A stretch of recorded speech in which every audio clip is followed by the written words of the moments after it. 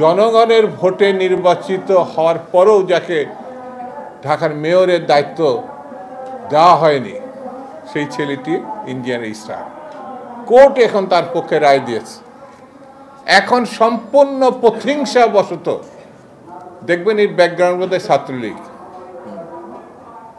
ছাত্রলীগ, লুটপাটে চূড়ান্ত করার লক্ষ্যে ইশরাককে ওখানে বসতে দেওয়া হচ্ছে না। কোর্টের আইন যদি না মানা হয় তাহলে তাকে বন্য এবং ফ্যাসিস্ট বলা হয়। সরকার কি সেই লাইনে যাচ্ছে কিনা এখন চিন্তার বিষয়। আমি বেশি কথা বলবো না, আরেকটা আবালই বলবো, এতই ছোট যে এগুলো আবালের মতো কথা বলছে যে আওয়ামী লীগের কাছ থেকে টাকা নিয়ে বিএনপি রাজনীতি করে। বাবা, বিএনপি যখন রাজনীতি করছে তোমার বাপেরও জন্ম হয় নাই, তোমার তো জন্ম হয় না।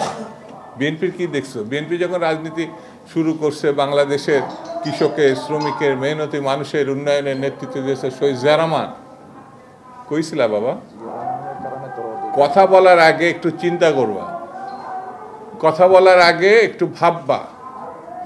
আমরা ভেবেছিলাম তোমরা জাতীয় রাজনীতিতে এসে একটা কিছু হবা, কিন্তু আবালের মতো কথা বললে পরে তোমাদের সম্বন্ধে মানুষের ধারণাটা কোথায় যাচ্ছে একটু ভেবে চিন্তে দেখো।